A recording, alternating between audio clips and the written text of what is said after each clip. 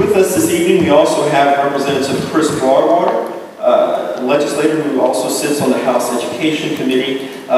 Mr. Broadwater, we are having a discussion tonight, and as we've gone around the state, we hear the criticism that why wasn't this discussed before? Why didn't I know about this? Why didn't we have a chance to weigh in on these important issues? So I ask you, how can the legislature become more effectively engaged in the debate on education reform and implementation so that we are talking with administrators as we are crafting the contours of legislation? Thank you, Professor Tyson. I think it's imperative that we continue to have events just like this. I applaud Louisiana Progress and the Daily Star and all the folks that came to participate tonight. I think that if we're going to be successful going forward, it's imperative that we continue the dialogue. Success isn't going to come just from a single action. It's going to come from a continuous effort to try to be better than we were the day before, including every single stakeholder that's involved in this conversation. And I think it's imperative that the legislature remains involved in that conversation, and we seek out opportunities to participate in forums like this so that we can have a discussion. If the legislature takes some action and calls it reform and then walks away from the discussion, then it has been a massive failure. I think that would be a massive failure of leadership in not being willing to come back and evaluate what's been done, figure out what we've got right, and support that.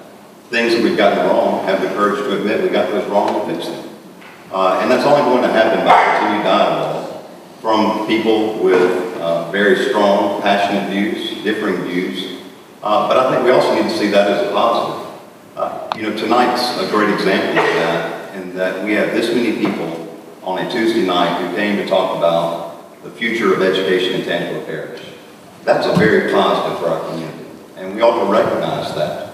And as we recognize that and engage in the dialogue, I hope that we can all remember as well that even when there are times that we disagree, that's okay, because everybody really does have a passion to make sure that our kids are getting the best that we can possibly offer. And that's a good thing for our system. And then next, particularly speaking more as a parent instead of a representative, I would encourage us to watch how we have that dialogue, because our children are watching. And it's a teaching opportunity for us as adults in the education policy debate as well. I would encourage us to find opportunities when we see things right. For instance, our school board gets a lot of criticism locally. Our school board's done a lot of good things locally. We need to find those opportunities to compliment them when they do get it right. When we disagree on that, have a respectful discussion, and not have the discussion just to argue, but to try to come up with a solution that finds that middle ground that really does result in a system that is better for our children. Access to education for every economic level, access to quality education, whether it be public, private, charter, whatever we call it. But at the end of the day, make sure our communities end up in a better position.